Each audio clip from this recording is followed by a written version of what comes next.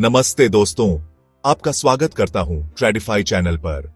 आज हम बात करने वाले हैं एक ऐसे भारतीय बिजनेस एम्पायर की जो छोटी सी टेक्सटाइल शॉप से शुरू होकर आज पेट्रोकेमिकल्स, टेलीकॉम, रिटेल और ग्रीन एनर्जी तक फैला हुआ है। Reliance industries limited RIL।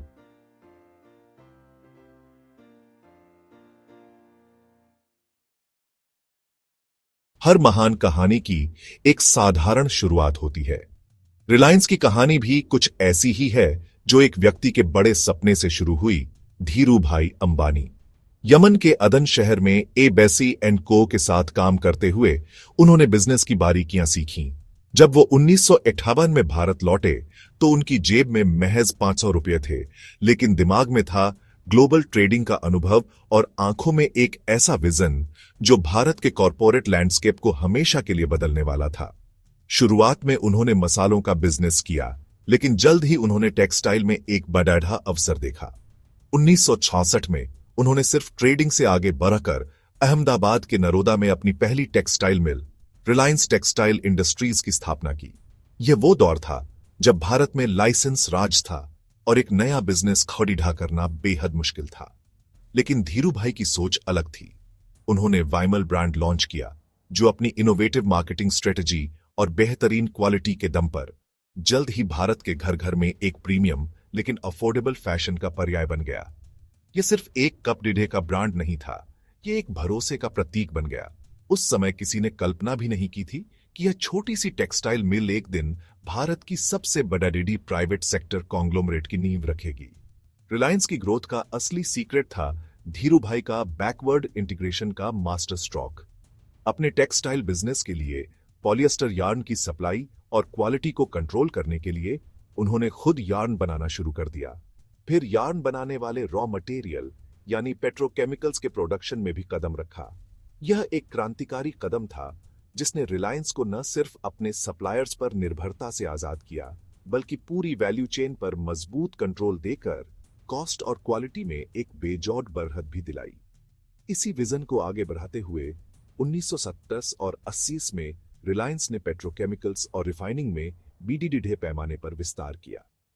इसका शिखर था गुजरात के जामनगर में दुनिया के सबसे बड़े ग्रासरूट्स रिफाइनरी कॉम्प्लेक्स का निर्माण। जामनगर रिफाइनरी सिर्फ एक प्लांट नहीं था, यह भारतीय इंजीनियरिंग, महत्वाकांक्षा और वर्ल्ड क्लास एग्जीक्यूशन का एक जीता जागता सबूत था। इसे रिकॉर्ड समय में बनाकर तैयार किया गया, जो रिलायंस की प्रोजेक्ट मैनेजमेंट क्षमता का प्रतीक बन गया। यह कॉम्प्लेक्स भारत को एनर्जी सेक्टर में आत्मनिर्भर बनाने की दिशा में एक बहुत बड़ा कदम था और इसने रिलायंस को ग्लोबल स्टेज पर एक बड़ी ताकत के रूप में स्थापित कर दिया। लेकिन रिलायंस की कहानी सिर्फ इंडस्ट्री और मशीनों की नहीं है, यह लोगों की भी है। धीरू भाई अंबानी का मानना था कि कंपनी का मुनाफा उसके शेयर होल्डर्स के साथ बांटा जाना चाहिए। उस समय जब स्टॉक मार्केट कुछ अमीर लोगों तक ही सीमित था, रिलायंस ने आम आदमी यानी रिटेल इन्वेस्टर्स को शेयर्स ऑफर करके एक क्रांति ला दी। उन्होंने अपनी एनुअल जनरल मीटिंग्स स्टेडियम में आयोजित की ताकि हजारों छोटे इन्वेस्टर्स हिस्सा ले सकें।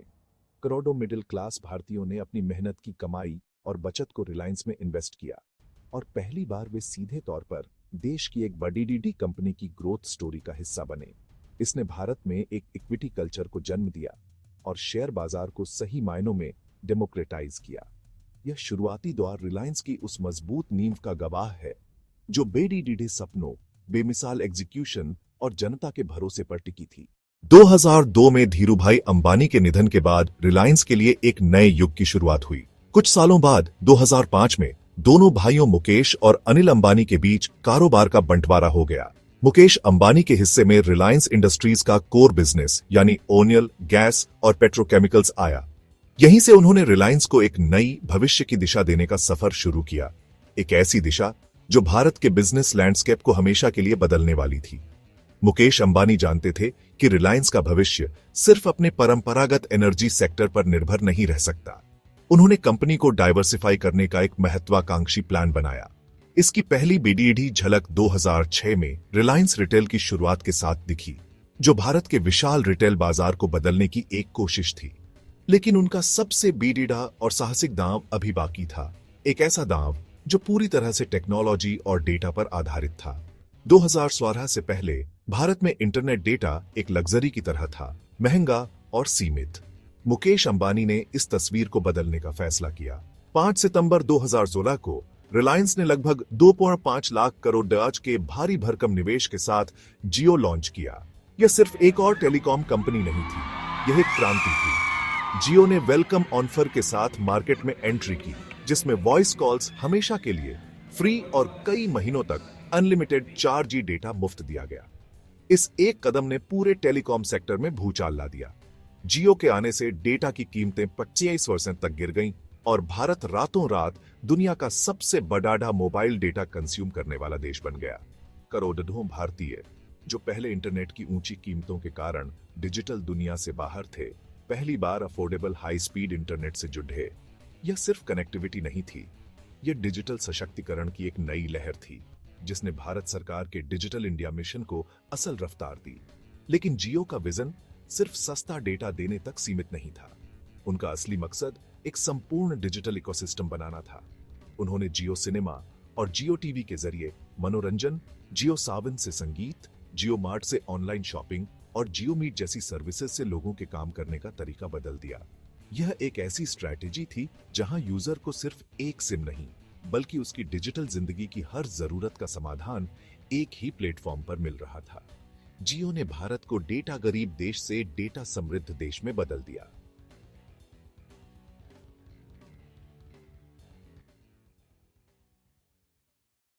इसी के साथ रिलायंस ने अपना रिटेल बिजनेस भी एग्रेसिवली एक्सपैंड किया।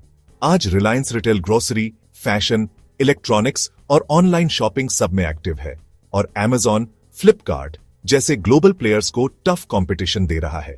2020 में रिलायंस ने जियो प्लेटफॉर्म्स और रिटेल में फेसबुक, गूगल जैसे इन्वेस्टर्स को स्टेक बेचकर ₹1.5 लाख करोड़ से ज्यादा फंड रेज किया और अपने आप को डेट फ्री बनाया। यह फंड रेजिंग एक मास्टर स्ट्रोक था जिसे पूरे फाइनेंशियल वर्ल्ड ने अप्रिशिएट किया।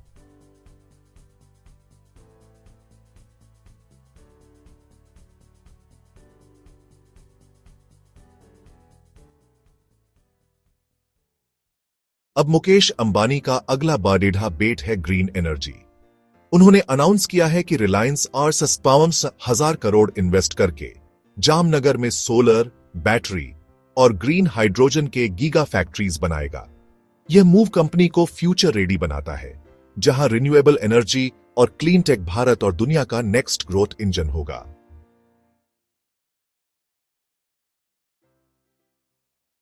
आज Reliance industries petrochemicals, refining, telecom, digital services, retail और क्लीन एनर्जी जैसे हर BDD सेक्टर में एक पावर हाउस है। यह भारत की सबसे वैल्यूएबल लिस्टेड कंपनी है, जिसका साम्राज्य लगातार बढ़ता जा रहा है। पेट्रोकेमिकल्स और रिफाइनिंग में गुजरात की जामनगर रिफाइनरी दुनिया का सबसे बड़ा रिफाइनिंग हब है, जो दशकों से रिलायंस की ग्रोथ का इंजन रही है। फिर आया टेलीकॉम का दौर, जहां जियो ने 2016 में आकर पूरे इंडस्ट्री को बदल दिया। फ्री कॉल्स और सस्ते डेटा ने भारत में एक डिजिटल क्रांति ला दी और देखते ही देखते जियो देश का नंबर 1 टेलीकॉम ऑपरेटर बन गया।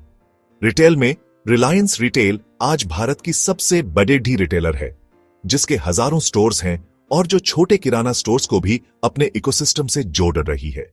और अब रिलायंस क्लीन एनर्जी के भविष्य पर एक बड़ा दांव लगा रही है। सोलर, बैटरी और ग्रीन हाइड्रोजन में अरबों डॉलर्स का इन्वेस्टमेंट करके वे एनर्जी सेक्टर में एक और बड़ा बदलाव लाने की तैयारी में है। रिलायंस की यह जर्नी हमें बिजनेस के कुछ बहुत जरूरी सबक सिखाती है। पहला है थिंक बिग। धीरू भाई अंबानी से लेकर मुकेश अंबानी तक रिलायंस ने हमेशा वर्ल्ड स्केल पर सोचा और ग्लोबल बेंचमार्क्स को चैलेंज किया है। दूसरा है बैकवर्ड एंड फॉरवर्ड इंटीग्रेशन। अपने कोर बिजनेस को सपोर्ट करने के लिए सप्लाई चेन के हर हिस्से पर कंट्रोल करना। इससे कॉस्ट कम होती है, एफिशिएंसी बढ़ती है और कंपटीशन खत्म हो जाता है। तीसरा और सबसे महत्वपूर्ण है कैलकुलेटेड रिस्क टेकिंग। जियो में किया गया $40 बिलियन से ज्यादा का इन्वेस्टमेंट एक बहुत बड़ी डीढ़ा जुआ लग रहा था, लेकिन यह एक सोचा समझा रिस्क था जिसने कंपनी को टेक्नोलॉजी के सेंटर में ला खड़ीढ़ा किया। और आखिर में फ्लॉलेस एग्जीक्यूशन। बड़े विजन को तय समय में और बजट के अंदर जमीन पर उतारने की काबिलियत ही रिलायंस को दूसरों से अलग करती है।